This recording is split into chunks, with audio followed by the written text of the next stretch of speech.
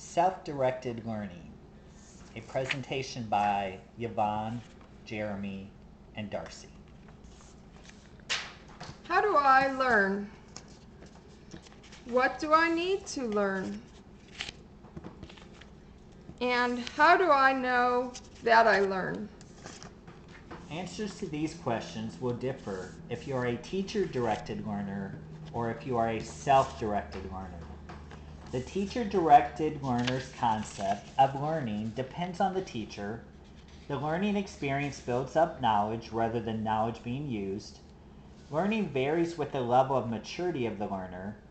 Learning is subject-centered, motivated by external rewards and punishments. In contrast, the self-directed learner is increasingly self-directed in regards to learning, values his or her experience as a rich resource for learning, develops learning from life tasks and problems, is task or problem centered in regard to learning, and his or her learning is motivated by internal incentives and curiosity.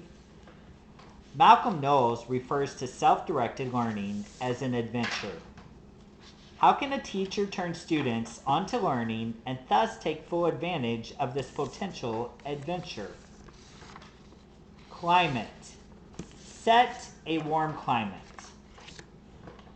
How can I get the learners to become acquainted with one another as mutual resources for learning?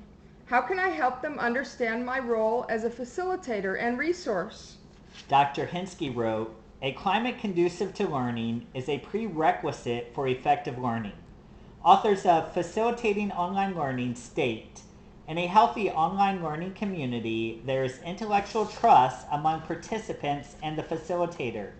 Evidence of this trust shows in participants' apparent willingness to take intellectual risks and to make corrections where needed so that no one is misinformed. An example of this occurring is where the learner posts a comment at the water cooler stating that the beginning of the course seemed overwhelming, but goes on to say that the course feels better now. This same learner is comfortable in saying what is needed in order to achieve success." Planning. What mechanism will I propose for involving the learners in the decision-making process?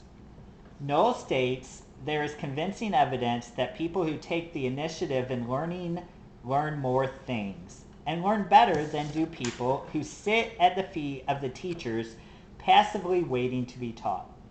Replacing the current educational model in digital format is not sufficient. As an adult, our experiences contribute to our learning as well as the learning of those around us.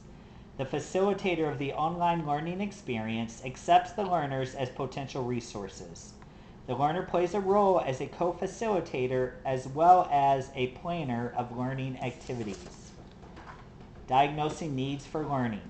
How can I assure that the learners will have a sense of ownership of the model finally agreed on? Knowles states, "Human beings tend to feel committed to a decision to the extent that they have participated in making it." Knowles goes on to say, "A learning need is not a need unless so perceived by the learner. The co-facilitator of learning can use technological tools to help learners self-diagnose what is perceived as a learning need. For instance, the facilitator might ask the learner to take a survey that reflects the expected competencies of the course. The learner can compare where they are and where they need to be. Emphasis will be placed on taking care of the gap." Setting goals. How can I help learners translate their needs into learning objectives that are clear, feasible, and at appropriate levels? Knowles states, "Contract learning at its best involves the learners in making decisions about what will be learned, how it will be learned, when it will be learned, and whether it has been learned, usually with the help of a facilitator or resources person. The facilitator understands that adults manage other parts of their life and allows the learner to direct or at least assist in planning their own learning." Designing a learning plan. What guidelines for designing a learning plan will I propose? In the process of drafting a learning contract, learners are subtly challenged to think why they are undertaking to learn something.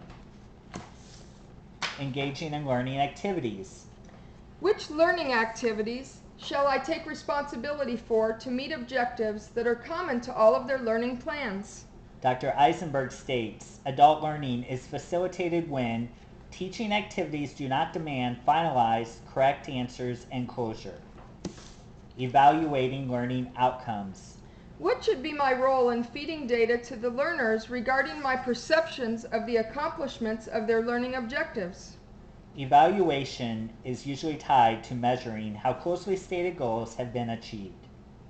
The online learning facilitator has to design the course in such a way as to maximize the adventure for the self-directed learner.